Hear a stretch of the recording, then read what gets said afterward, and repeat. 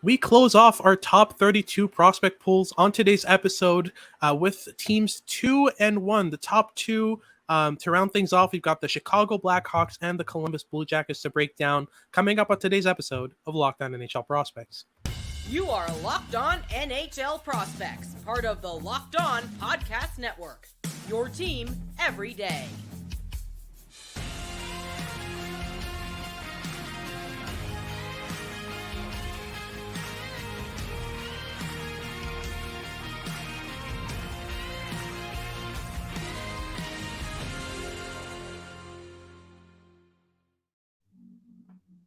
Hello and welcome back to Locked On NHL Prospects, part of the Locked On Podcast Network, your team every day. On this podcast, we break down everything prospects related for you 5 days a week, Monday to Friday. During the summertime, though, it's going to be 3 times a week. I'm Hadi joined by Sebastian High, and on today's episode, we're going to be breaking down the top 2 teams of our top 32 breakdown of the NHL's prospect pools. We're rounding things out with the final 2 teams left to talk about, the Chicago Blackhawks and the Columbus Blue Jackets. Before we get into any of it, though, I want to remind you this episode is brought to you by FanDuel Sportsbook, the official sportsbook of Locked On. Make every moment more. Go to fanduel.com/locked on today to get started. Also, if you're watching on YouTube, make sure to like and subscribe and leave us a comment letting us know what you want us to talk about. And if you're listening on your favorite podcasting platform, make sure to make us your first listen of the day. It's always very much appreciated. So, finally, we get to the end of this. We've got Chicago and Columbus to break down. This was a very, very tight top 2 to separate here. We'll talk through our decision-making process at the end of the day. I think we both agreed on one specific element that puts Columbus ahead. But let's start with Chicago here. I mean, they just drafted the best prospect in the NHL in Connor Bedard. I mean, we've talked about him at length, but real quick, what do you like about Connor Bedard? Great question. What is there not to like with Connor Bedard? Right? This is a franchise level player. Connor Bedard plays with a level of dynamism, creativity, and all around skill that no prospect of the past 5 years can match. Yep. This is a guy who projects as a slam dunk number 1 centerman, and beyond that, a slam dunk superstar. I think franchise is kind of where it becomes more of a thing of there's potential for franchise upside, but it's not a guarantee. But the superstar upside is very, very, very clear with Connor Bedard. Yeah. This is a player who, despite having been touted as a franchise level talent for the last 3 or 4 years, has still repeatedly and consistently been improving his game year to year. Yeah. There are continued significant jumps in his playmaking game that we've seen. He entered last season as a draft year with kind of the label of a pure goal scorer and elite at it and elite all around, but the goal scoring was really the crux of his value. And last season, he was just as good of a playmaker as he was a goal scorer. He really completely elevated. He went from being a very, very good playmaker to being a superstar level playmaker. It was a massive progression, and there are no prospects in the NHL today that can match either his skill, his upside, his trajectory, his year-to-year progression. He is a unicorn. This is a player who is incredibly special, and I think that Blackhawks fans are going to be rather happy for the next decade and a half of being able to watch Connor Bedard play, because beyond just being excellent and elite, he is incredibly fun to watch, and he will be perpetually on highlight reels. This is not the type of superstar that excels being in the background. Connor Bedard is very, very much a highlight reel in himself. Yeah, he's a ticket seller, but what really makes him, in my opinion, a generational talent is the adaptability. When he had to face scenarios that he hadn't faced before, when he was being triple, quadruple, quintuple teamed by opponents to the point where he had to work around his skill set and find other ways to kind of adapt and thrive, he did it to perfection. I mean, he went from being a rush creator, a rush scorer, to finding space in the offensive zone like no one else, pushing off opponents, finding those little pockets to work with, playing give and go, attacking spaces behind opponents' heels, all the little pro-level qualities. He developed them naturally and organically without even needing to really change anything about his skill set itself. He just changed the way that he applied the tools that he already had. And that just made him so much more effective. And one of the main reasons why he became such a good playmaker was because he was forced into it by just sheer factor of just everyone being in his shooting lanes all the time, because they respected his shooting threat so much that they were told by their coaches to not give him an inch, to always be in a shooting lane, to always be in the way. He had to work around it, and he did it perfectly. And that, to me, is going to continue to shape the way that he plays at the NHL level, because he's going to continue to have to adapt game after game. He's gonna face scenarios where teams have watched 20 games of tape on him, which isn't something that they've done before. That's going to be something completely new to him. And how does he adapt to that? So far in his career, he's shown that he can adapt, and that makes him so promising to me. But moving on from Bedard, because this isn't a one-man show in Chicago. He's got some decent depth. We can talk about one of my favorite prospects ever, really, in Frank Nazar.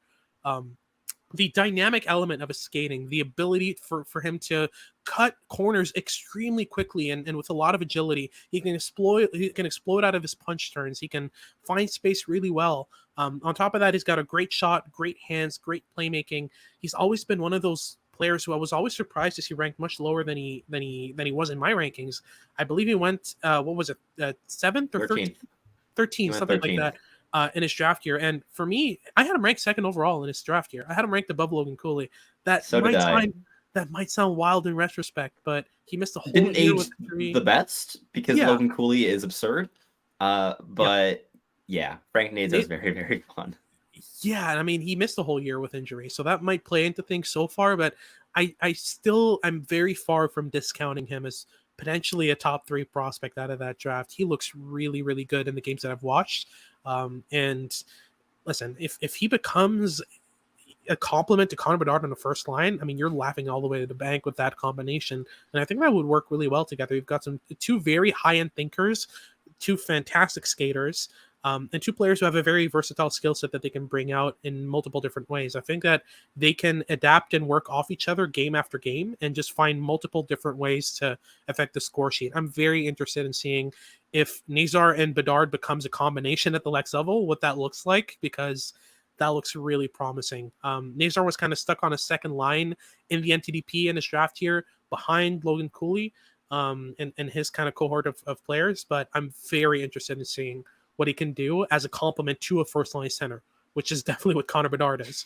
So that looks promising. And then you've got Oliver Moore, who, for me, is in the perfect seat in Chicago, right? I mean, he's in a seat where he's never going to have to worry about being the primary offensive driver. He can just thrive in what he does. Just talk me through what he does so well.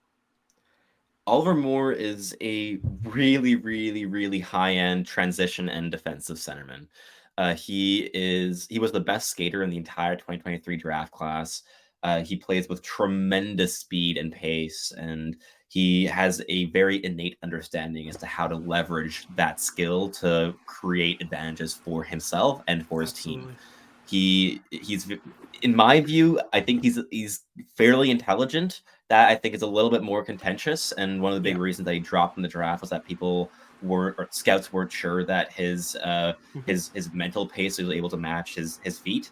I don't have the same concern personally, but something to keep looking at. But Oliver Moore really, really excels in transition and inside the offensive zone. He's a really capable playmaker, but I think where he shines brightest, perhaps beyond transition, is in his own zone. He's a very high-end defensive centerman. This is a player who did not get the same offensive opportunities that guys like Gabe Perreault, Ryan Leonard, and Will Smith got last season in the NTDP.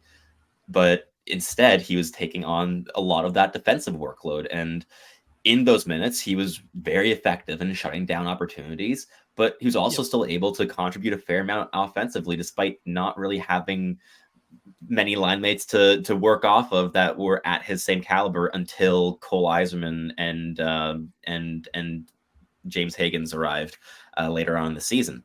But Oliver Moore, I think, is in the perfect position in Chicago because he will just be groomed to be the high-end 2C that I think he will thrive as. And if there are injuries, he can move up in the lineup from there too. I think this is a player who could look, if you're talking about a Bedard Nazar line, I think Oliver Moore throw him at left wing could work great. I think adding a defensive piece there, he plays with the same amount of pace as the other two do.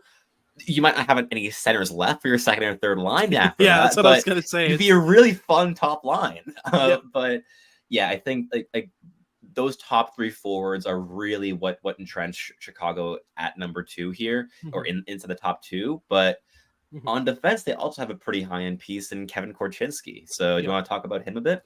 Absolutely. I mean, I like what I've seen from Kevin Korchinski. Would he have been a top 10 pick for me? Maybe not, but I really like the ability that he has to manipulate games to his advantage. He's a very toolsy, very fluid defenseman with some decent size and reach on him. I really like the combination of tools and reach. Suits him really well along with the footwork.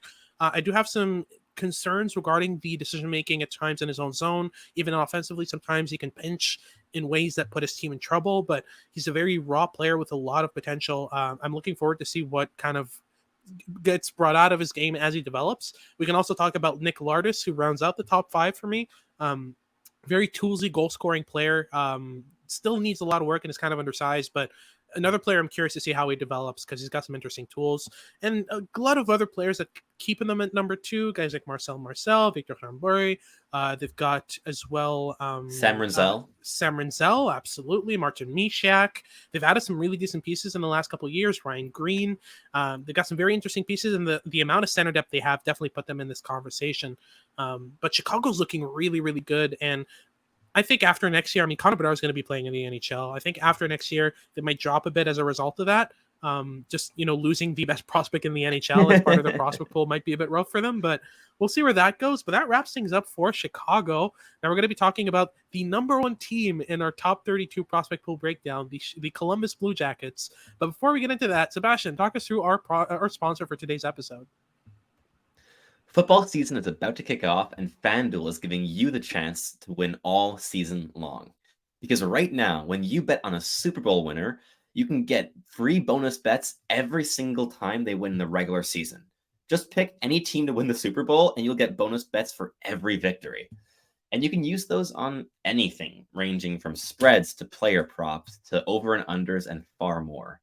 So visit FanDuel.com/lockedon and start earning bonus bets with America's #1 sportsbook. That's FanDuel.com/lockedon. Alrighty, so moving on to our final team in the top 32 breakdown of the NHL's prospect polls, we finally round things up with team number 1, the Columbus Blue Jackets. Now, the Blue Jackets have added so many interesting pieces in the last couple of years. The most promising of which, in my opinion, would be Adam Fantilli. I mean, David Jiricek is in that conversation, but Fantilli for me is a clear notch ahead of him in terms of quality and upside overall. What are they getting out of Fantilli, and what makes him such a promising, almost plug-and-play player? Fantilli is an exceptionally talented prospect. This is the guy who was unquestionably the best player in college hockey last season in his draft year, which is not something we've said since Jack Eichel. Yep. And I think there are quite a few comparables between those two players. And Fantilli is a true power forward. He plays with exceptional skill. He is very creative and is never afraid of trying things. He tries things constantly on the ice, perhaps to a fault. I think he's going to have to learn to reel back a little bit and be perhaps a bit more conscious of when he takes risks and in which situations it is or isn't viable for him. And I think that'll just be part of his progression in terms of also growing as a defensive forward, because we've seen quite a few nice flashes of Fantilli defensively, but it hasn't been overly consistent. I've definitely had some viewings where he's only been hyper-focused on producing offense, and his line has suffered as a result because they've been basically playing shorthanded defensively. But in other games, he really does step up. So he's quite raw in some ways, and I find it interesting that throughout the draft year, quite a few media outlets were kind of framing Fantilli as like the safe bet. This is the big power forward that's going to be safe, and Bedard is like the massive swing on upside. And I don't agree. I think Fantilli is super skilled. I think his skill level is close to Matvei Michkov's. It's very, very close to it.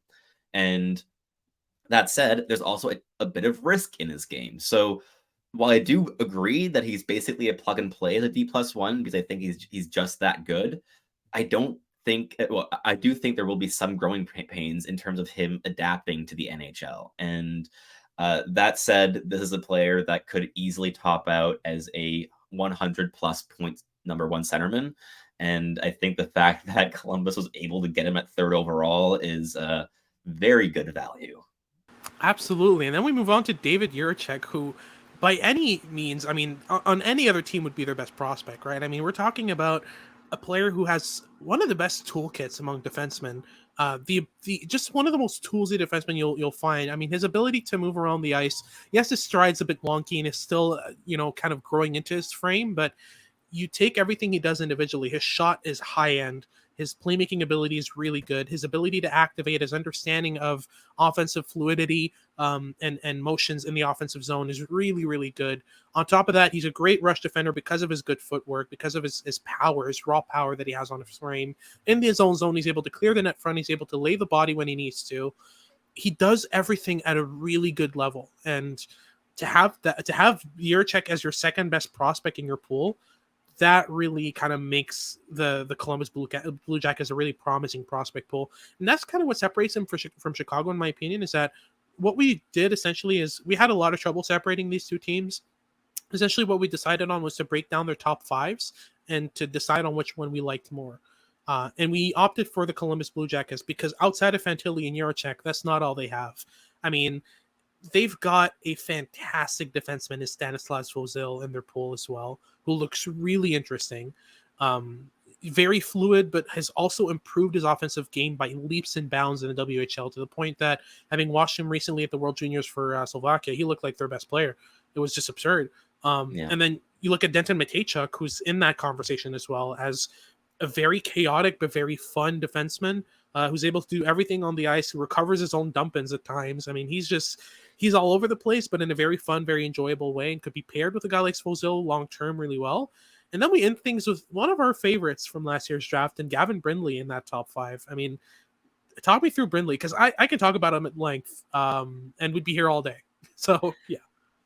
Yeah, Gavin Brindley had the best motor of any player in the entire 2023 draft class. Absolutely. He does not know how to play the game of hockey at less than 130%.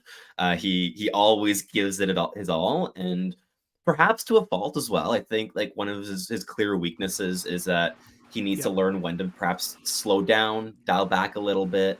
But this is a player who, beyond just being hyper intense, is very, very intelligent with how he uses his tools to create offensive opportunities. He is a very capable playmaker, and he uses his intensity and his pace and his speed. He's very quick, very agile, very good skater, and he uses all those tools collectively to create space for his teammates, to create gaps in defensive structures.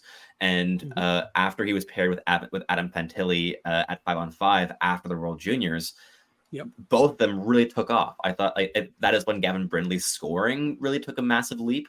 But I thought that even before then, he was a top 12 caliber player in the NHL draft class. And I think the fact that Columbus was able to not only snatch him in the second round, but to keep him and Fantilli together is awesome value. And Brindley's also a very good defensive forward. He can do a lot of things very, very well. And in my view, is kind of the ultimate complementary player. Like, he's not going to be a primary offensive driver, but he doesn't need to be. He's going to play on a line where he makes the lives of his line mates so much easier and will allow elite players to be as elite as they possibly can. Absolutely. And this is without even mentioning some of the guys that are left outside of the top 5. I mean, Will Whitelaw's looking really good, a very quality, adaptable, and skillful player. Luca Pinelli, one of our favorites from last year's draft, a player that you scouted in depth. We both really like the goal scoring ability, the playmaking skill, and the intelligence. A bit of questions about projectability, but overall a really interesting project. Tyler Peddle, who they traded the last pick of the last year's draft for in order to pick up. That's looking like a decent addition. And then on top of that, some of the defensemen that they have. I mean, you're talking about Andrew Strathman, who for me was one of the toughest players to scout this year, because I felt like I was watching a different player every game with Strathman. Oftentimes I had to check the number on his back to make sure I was scouting the right player. But he's very interesting in terms of the tools that he brings. He really needs to bring up that consistency and kind of find his niche as a player. But if you develop him well, he looks really interesting. Aiden Hurschuk is looking interesting as well. Guillaume Richard. They have a really decent goalie in Daniil Tarasov, who just graduated and one in Sergei Ivanov that I really like. I've been a fan of him for quite a while. And on top of that, you look at some other wingers that they have. They have one of the wonkiest wingers I've ever seen in Kirill Dolchenkov. He's interesting. He's massive and skillful, but so weird to watch. He's a giraffe on skates, and yeah, he has some really interesting tools for sure. I think I can totally understand why he got drafted. Mm. But yeah, in terms of uniqueness as a prospect, he's up there. Yeah. He's definitely interesting to watch. And one more name that we have to throw out there is Jordan Dumais. Absolutely. This is a player who has been contentious for sure in the scouting community. And I know that the two of us are not the scouts that are highest on his upside. However, this is a player who lit the QMJHL on fire. And while I still have concerns about just how he projects due to his game still being very restricted to the perimeter, not being the best skater. Yeah, he's not a great skater. I don't think he's like an elite IQ type of hockey player who just thinks the game 10 steps ahead of his opponents either. And I'm a little bit concerned just how he adapts to pro hockey. But he's proven everything he possibly can at the QMJHL level. It's just that the concerns I still have are ones that can only be addressed once he makes that jump to professional hockey. So at this point in time, I'm just pressing pause on developing my analyses on him because, again, he's one of the best QMJHL players, if not the best QMJHL player at the moment. And it's just a question of how does he translate, because he is exactly the style of player that brings a lot of question marks in terms of how he projects. But at his best, he is he is an elite playmaker who consistently makes his line mates better. And there have been nice flashes of him working well in really tight areas. So I'm curious to see how he does that at the pro level. And hopefully the skating can take a couple steps as well. And I think if it does, that would unlock quite a few doors for him too. Yeah, absolutely. Now, that's it for our breakdown of the top 32. Now, we're going to round things out with a bit of kind of a recap, breaking down the teams that have set themselves up the best for the next few years and improving their prospect pool, and also the teams that are most likely to drop off the map after one or two of their prospects graduate this year. So we'll talk about it on this episode of Locked On NHL Prospects. Alrighty, so to end things off, we're going to be talking about a bit of a recap, just a breakdown of kind of this top 32 and the teams that really interest us moving forward in terms of how they're going to change, how the ranking is going to change specifically. So we can start off with just kind of the main overall question of which team added the most quality this year and has set themselves up the best for the future in terms of improving their prospect pool and hopefully outranking some of the teams that are ahead of them. I think it goes down to Columbus and Philadelphia for me. I think those are two teams whose prospect pools are really on the rise. And it feels dumb to say with Columbus because even with Fantilli graduating, I think they're going to have a pretty good, firm hold on a top 5 spot, which shouldn't be said considering how good Adam Fantilli is. So once he does graduate, this is a prospect pool. As we just broke down, there is an incredible amount of depth of high-end talent. And they're building something quite special there. I still have a lot of questions about the overall vision of that organization if you throw in some trades and signings that they've made in the last year and a bit. But you can't, they have the best prospect pool in the league, and they have Johnny Gaudreau, and they have Ivan Provorov for some reason. So Patrick Laine as well, somehow. It's just, It's going to be a weird team to watch moving forward, but I'm very excited to see just how they kind of construct their team. And Philadelphia is another one. I saw a massive shift in drafting philosophy this past draft, going with a guy with like Matvei Michkov at 7. But beyond that, drafting players like Denver Barkey and Cole Knubel were guys that I like a ton.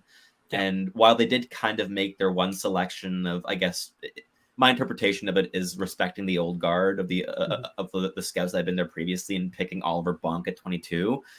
I think that there's been a really significant and impactful shift in what they value at the draft table, being skill and upside rather than that physicality and grit that Philadelphia is known for. And I'm very excited to see where that leads them in the next couple of years, and especially because Matt Mitchkov is going to stay in their prospect pool by our criteria for the next 3 seasons.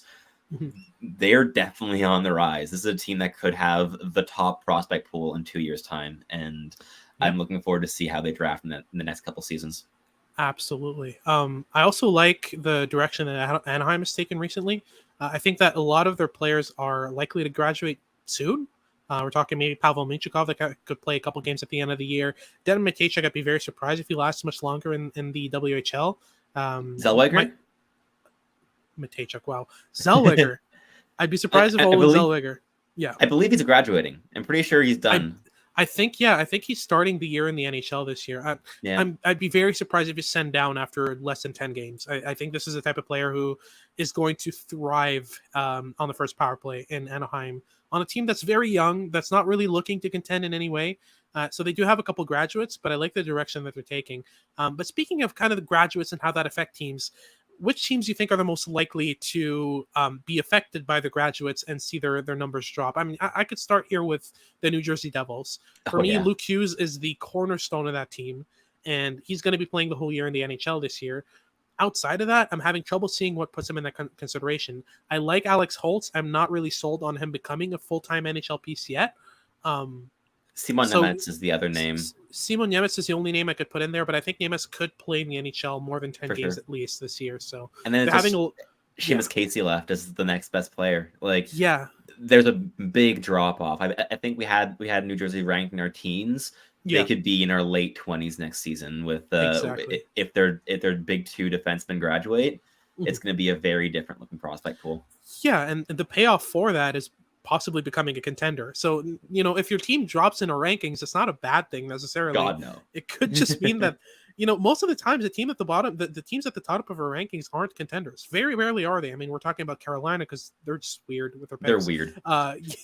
But outside of that, I mean, most of the teams that are bottom at the top end of our rankings are bottom of the pool, the bottom of the ranking teams, because those are the teams that get the good picks, right? So just keep that in mind. I mean, we're also talking about Chicago as a potential team that's going to drop off because losing the best prospect in the NHL in your prospect pool after he plays a whole season in the NHL and scores a point per game, it's going to affect your rankings in our system. So that could be taken into consideration. I would be surprised if Chicago stays at 2 after next year, unless they have another tank here and pick up either one of Ivan Demidov or Macklin Celebrini. But we're hoping that doesn't happen, right? For a team that has a point per game superstar as a rookie on the team. So we'll see where that goes.